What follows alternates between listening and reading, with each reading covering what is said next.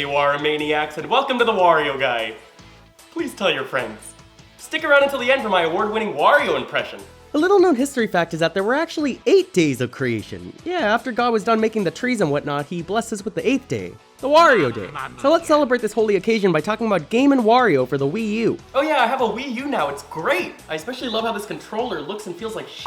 Game & Wario is a Wii U minigame collection, loosely sorta, but not really based on the WarioWare series. It's essentially a tech demo showing off the various features of the Wii U gamepad, and it is not a very good game. No! Most of the content here is dull, lacks any sense of replayability, and doesn't really sell the Wii U's gimmicks very well. Like, one of the minigames is essentially a series of jigsaw puzzles. I'm pretty sure I could get that running on my Switch without issue. All that being said, this package parallels the Wii U itself in several ways, and I'd like to talk about those parallels today. I promise that I won't just shit on the Wii U. Stick with me here. Starting right from the beginning, Game & Wario released worldwide in mid-2013, about half a year after the Wii U's launch. And let's just get this one right out of the way, because it's been discussed to death hundreds of times.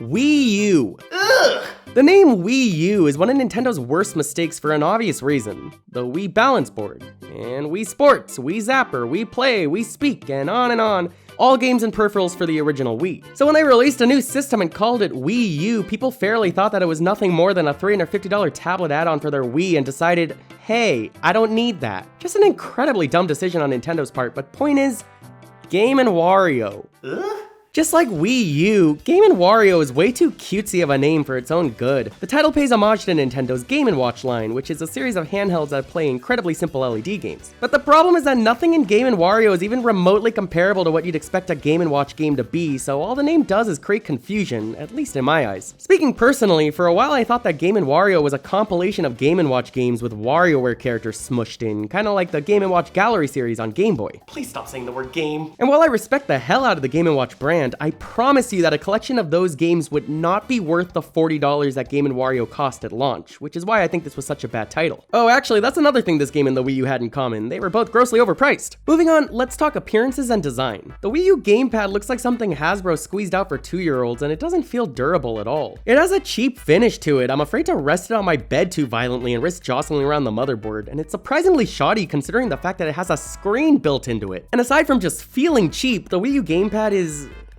I don't know how else to say this, it looks horrible. It's very ergonomic to be fair, but I despise its design. It's so big and clunky and features all this empty space and a glossy finish that your fingerprints will love. I understand that this is totally subjective, but come on, you see this at your friend's house and you know you're finding an excuse to leave early. Now on to Game & Wario, and Jesus Christ! Look, I appreciate 2D and hand-drawn art. I'm actually quite passionate about it. I also like when games have a clean, stylized look, and these character models are nice.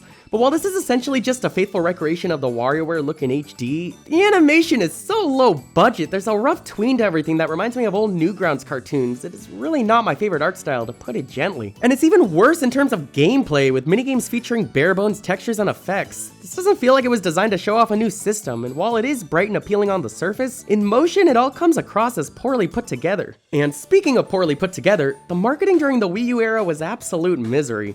During this period, Nintendo was making ads that could only possibly appeal to big dumb babies and nobody else. Double Yoshi Explosion.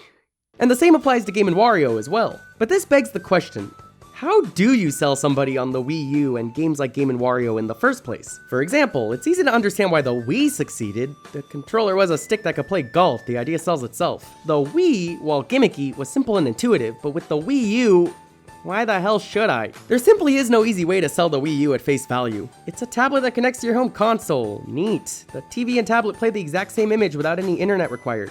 Alright. It's just not the most compelling or interesting shtick around, especially considering its lack of horsepower in compelling games, as well as the fact that tablets weren't exactly shocking people in 2012 anymore. And Game & Wario, being a collection specifically designed to show off the capabilities of the system, naturally suffers from the same problem. None of these minigames can be pitched very easily, and the decent ones don't look or sound as interesting as they play. To illustrate this, I'm gonna explain just one minigame here that I think is okay.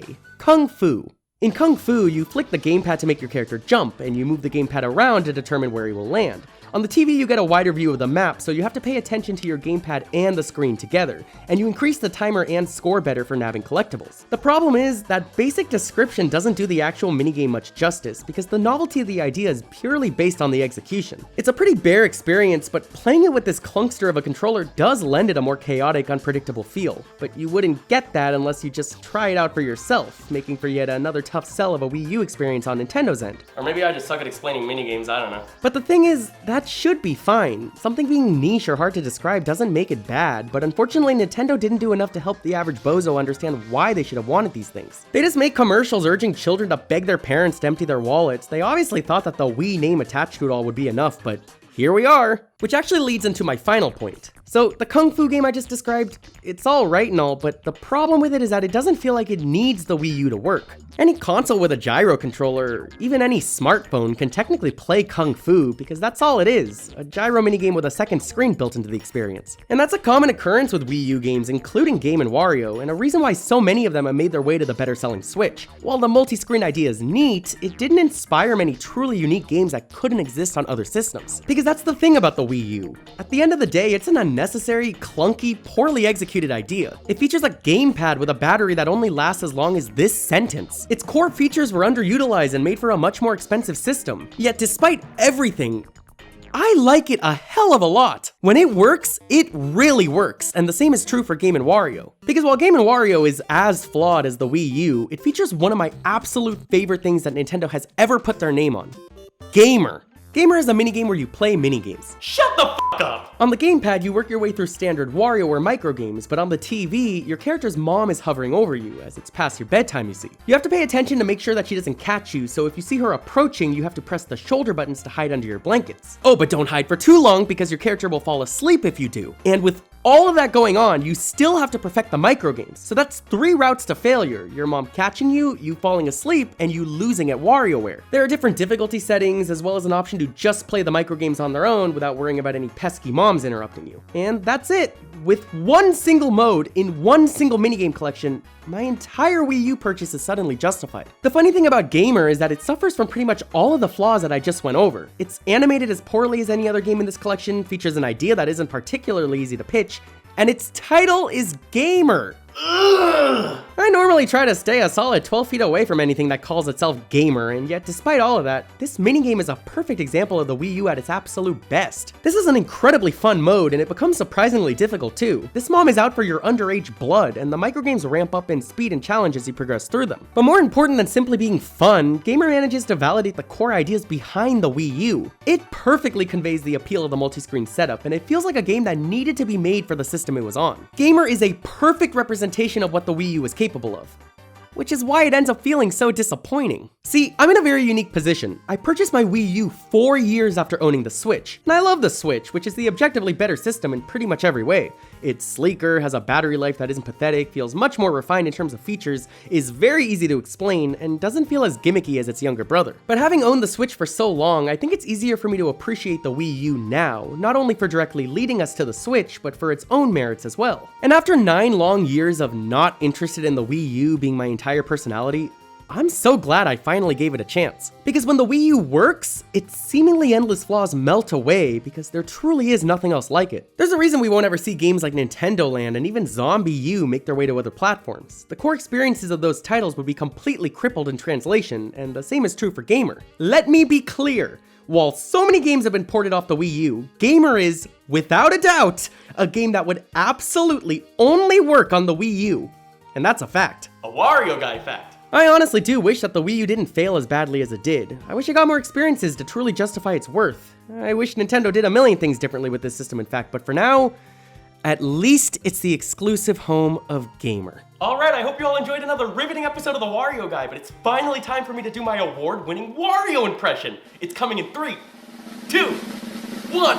Oh, excuse me, sorry. Hello? What? You're telling me that they put Gamer on 3DS and it runs exactly the same